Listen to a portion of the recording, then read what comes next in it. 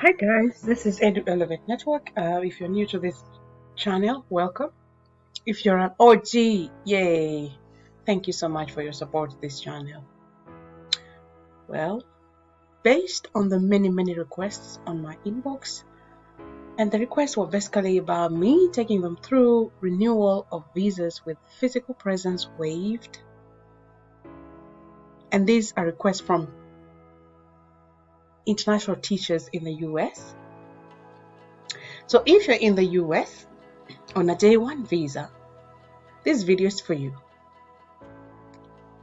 Especially if you're looking to renew your visa without the need to return back home.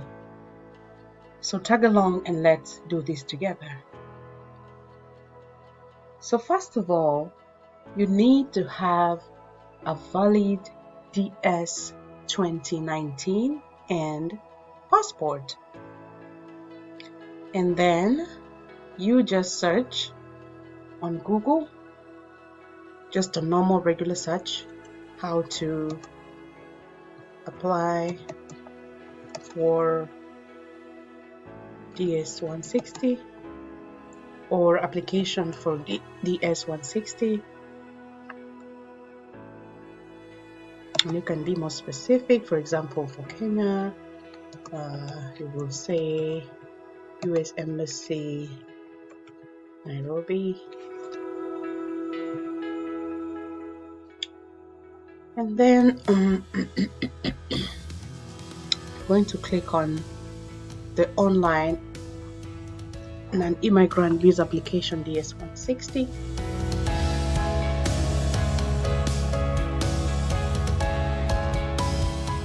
And it takes us all the way to this page. And in the application for DS 160, remember you have to create a new one, just like you did when you were applying for your visa for the first time, your J1 visa for the first time. So it gets you to this page, and you want to watch this video to the end, because in this video we're going to have a sample of an application, a similar application that was used in this case. And let me tell you, I was actually able, as an international teacher in the US, to get my visa renewed. I'm talking about the J1 visa, the travel fee, renewed when I was actually at work here in the US. So I'm going to give more details as we tag along. So make sure you watch this video to the end. And if you haven't subscribed yet, please do so. Click on the notification bell for new videos and new updates on this channel. And also like and share, because sharing is caring. It takes a lot of resources, effort, and time to be able to disseminate this information, and all for free. So you're going to get started by selecting one of these. Now this is the location, so we're going to use Nairobi as an example. So that should be Kenya.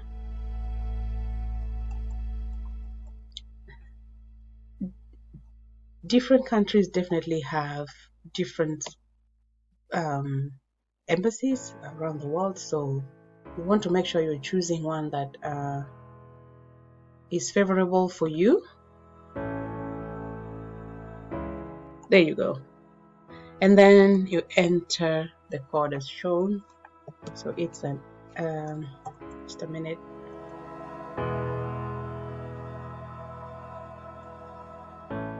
I'll do that again.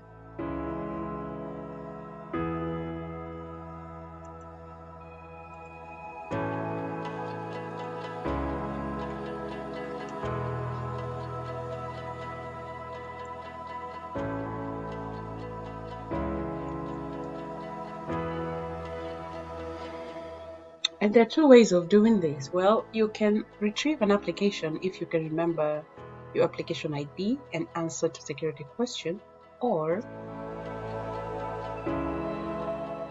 from a previous application. Now, the advantage of that is that it populates the fields on the application without you having to type them out, but you would still really want to go through each and every one of them to have all the information updated, because certain things may have changed in the course of time, from the time you got your initial J1 visa to the one that you need renewed. And remember, a visa is a travel document. You really don't have to have your visa renewed if you are not traveling out of the US, because I mean there are cost implications to this, and you want to make sure you are very much aware of whether you need that or not. So for me, I did that because I really wanted to travel, and I didn't want to have to rush coming back to the US before the date of expiry of that visa. Now, kindly note that by that time, that was early April, March, no, it was around April, yeah, I think around April of 2024 when I actually renewed my visa, and it was expiring somewhere around 19th July 2024, and I intended to travel outside of the US and come back, but I didn't want to have to rush to come back before 19th, so that is what informed or what necessitated this. And so yeah, I was able to get my my visa real quick. I'm going to share details of that in this video. Please make sure you watch it to the end. So we are going to start an application. This is the option I'm going to choose, and it says select the location and make sure you have the documents and information that you will need. Now you need your DS-2019 and your valid passport. You're going to need information from there, and it generates this page, and you have to the Computer Fraud and Abuse Act notices, and you're going to click agree, because that's the only way you're going to proceed. If you don't click agree, it will not let you proceed. And you see it generates an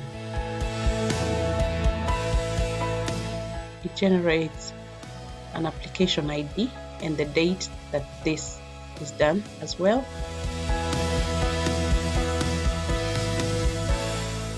So yeah, that is that. And then the next thing, it prompts you to create a security question, and there are several of them. You can pick whichever one. Let's pick this one. What was the name of your first boyfriend or girlfriend? That's interesting. Or what was your home? There are several of them. You can pick any. What is your oldest sibling middle name? What's the middle name of your youngest child? What's the last name of your favorite teacher?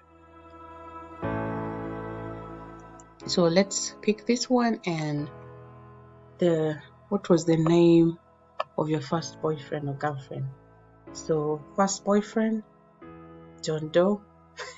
So we are gonna put that name there.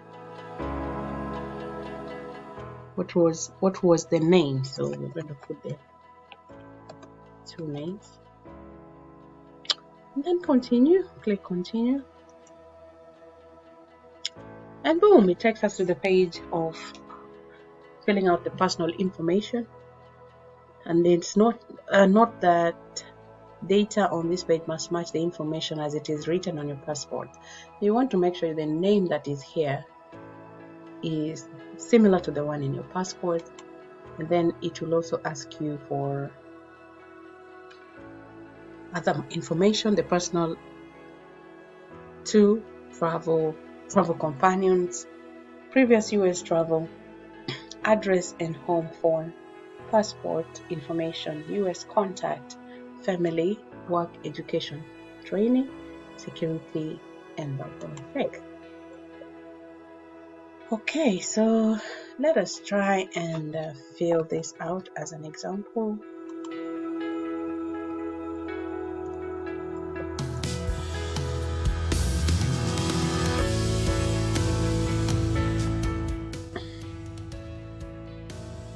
Full name in native alphabet. Enter all surnames as listed on passport. If only one name is listed in your passport, enter the surname. If your passport does not have a given name, please enter F and U in given names.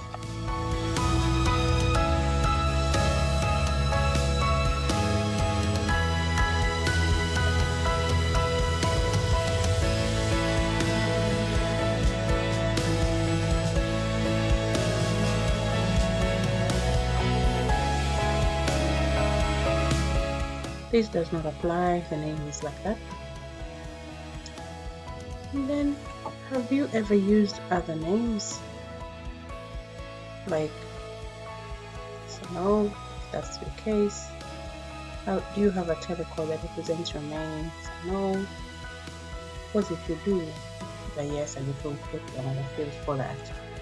And then your gender, your marital status, there are several of them, whichever one. And remember, if it's there's this option you have to pick, you'll have to enter details of the spouse as well. And if you're single, then that is it. But remember, we are now filling out personal information too. And then the date of birth.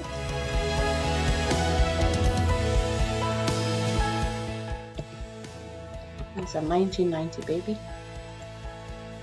And they were born in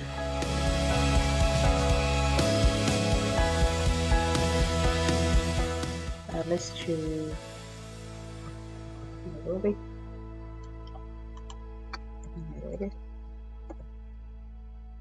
It doesn't apply, it does not apply. Either way, it still gives that information. And then the country, Toronto.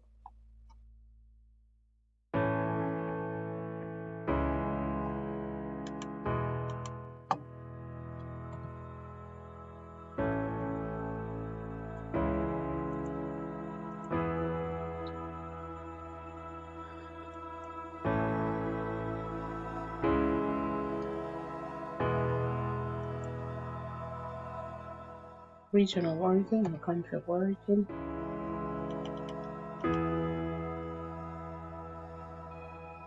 If you have dual citizenship, then you're going to put it as a yes and then indicate that country. But if not, just say no. Are you a permanent resident of a country, region other than your region? If yes, put yes. If no, no. And then you're going to put your national identification number. Now this is two-way. You can either put your US driver's license number, or you can put your native country's ID number, or you can say it does not apply. And then, of course, by the time you're doing this, you have your social security number. You're going to put it there. Let's just put a random number on this, and this one does not apply, but this one will put you'll put the social security number. Please do not click does not apply, because you got it. If you have it, put it. This does not apply for first-time applicants who still are not in the US and so do not have their social security numbers. I'm just looking. Okay, let me just try to put anything at all as an example.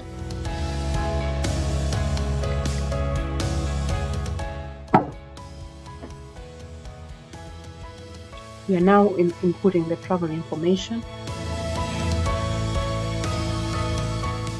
and the visa class in this case is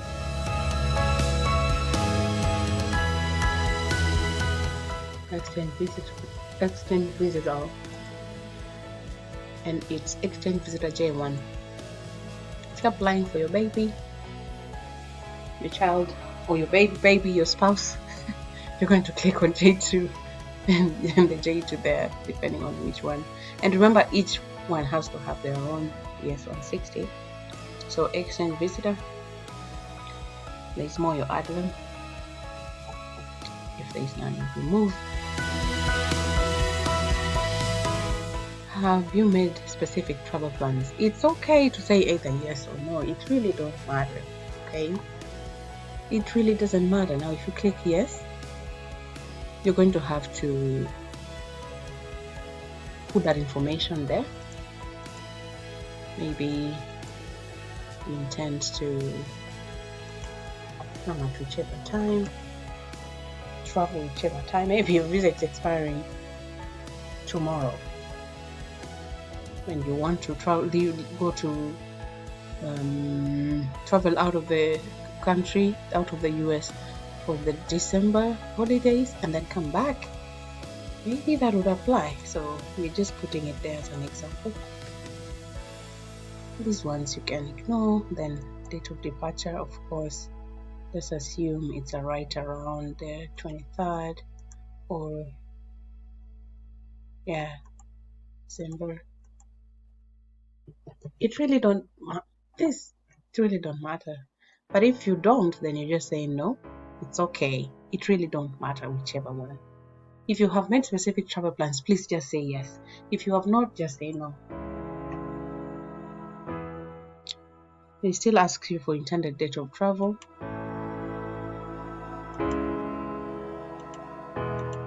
So that is as an example. Length of stay in the US.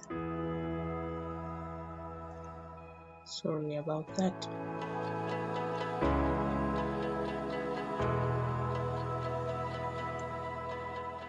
So yeah, on the intended length of stay, you want to calculate the time you have from the time your visa is expiring to the time when your DS 2019 is expiring. So you want to calculate those months. So probably if it is in years, you're going to say maybe 1 year or 10 months or 12, depending on that. And then you input your address. Let's just put any random address as an example.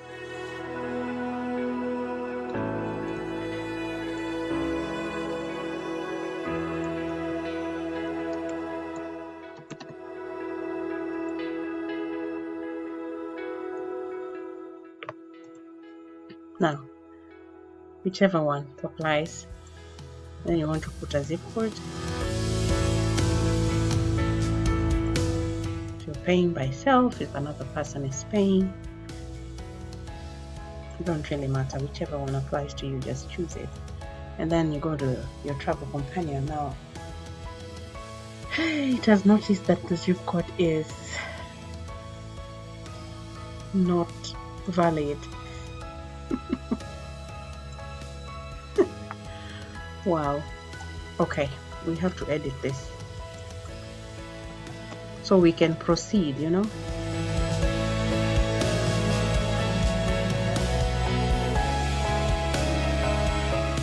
I hope that's the right one. I'm not sure. Yay! That's right.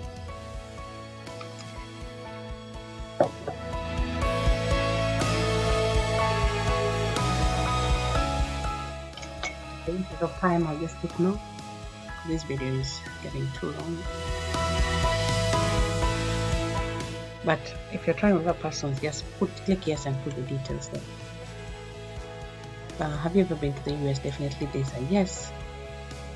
But allow me to put no because of time. Have you ever been issued a US visa? Of course, yes. We'll ask you for your visa number now. I'm saying I do not know, but please don't because it's in your DS 2015. It's a 7-digit number starts with a P if you're on a J1 visa. Are you applying for the same type of visa? Yes. Now, if you put no, then it means you can transition from one visa to another. That's what that means. Are you applying for the same, in this case it will be a yes. Well, are you applying from in the same country or location where the visa was issued? That's of course they're asking you. If you applied from Nairobi, Kenya, then that's fine. If you applied from Accra, Ghana, that will be it. If you applied from Abuja, Nigeria, or Lagos, then that's going to be what you choose, but it's a yes. Have you ever been 10 printed? 10 printed.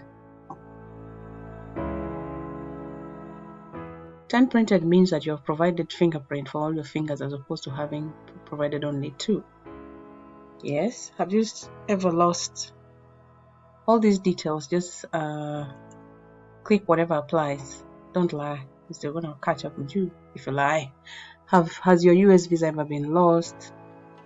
Has your US visa ever been cancelled or revoked? No. Have you ever filed an immigrant petition on your behalf? Please put yes if you have.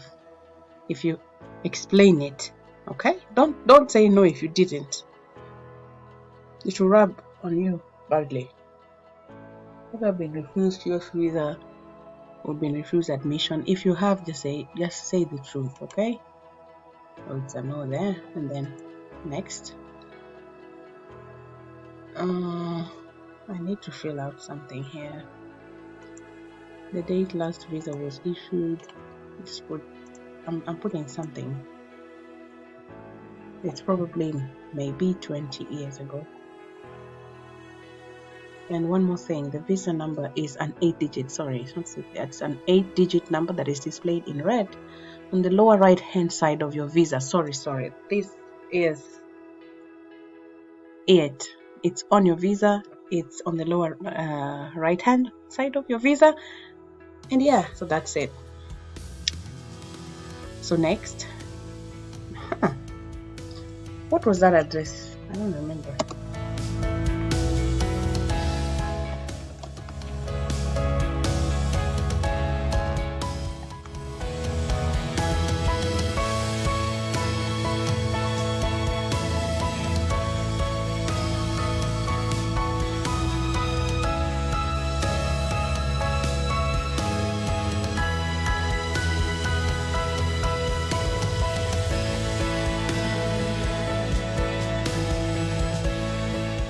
If your mailing address is the same as your home address, just say yes and input your phone number.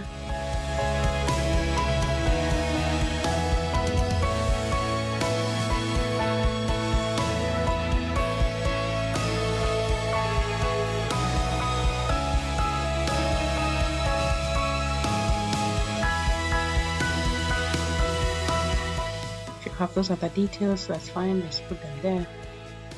If you've used other phone numbers in the last 5 years, put them there. And then have your email address.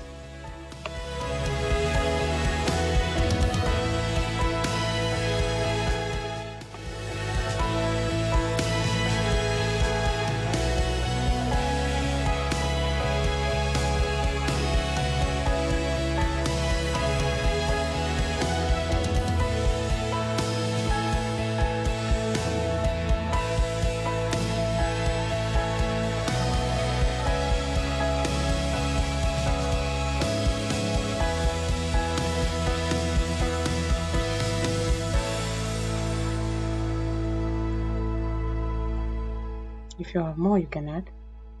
Please. Do you wish to provide information about your presence on any other websites or application you have used within the last 5 years?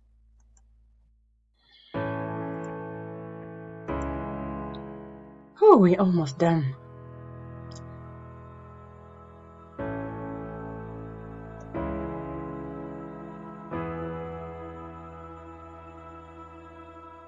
So I want to give you a sample of that as well. Well, yeah, so just as promised, this is a sample of that. The online non-immigrant visa application, BS160. It will always display the application ID on the top right corner, and these are pretty much the details of the rest of them. Personal information 1, sample of personal information 2, the rest of them details.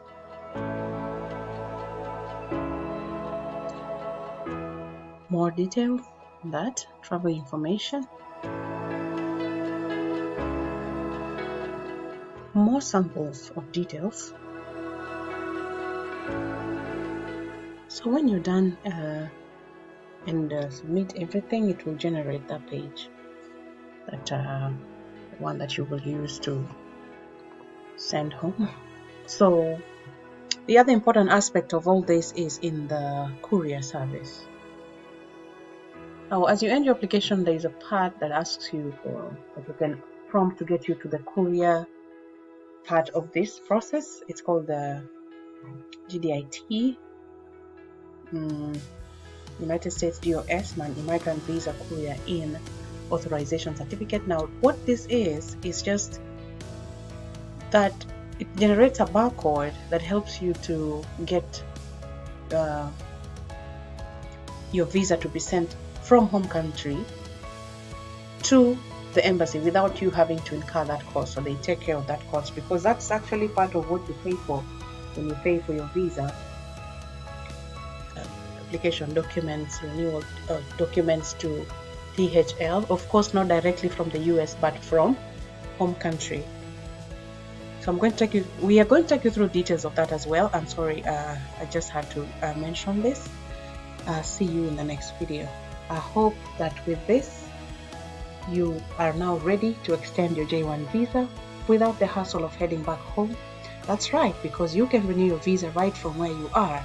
Now, this video has guided you through the simple steps of how to begin that process of renewing your visa after 2 years, especially to generate your DS-160, which you use for visa application, so you can keep your international adventure going strong. It's bye-bye from us for now. See you in the next video.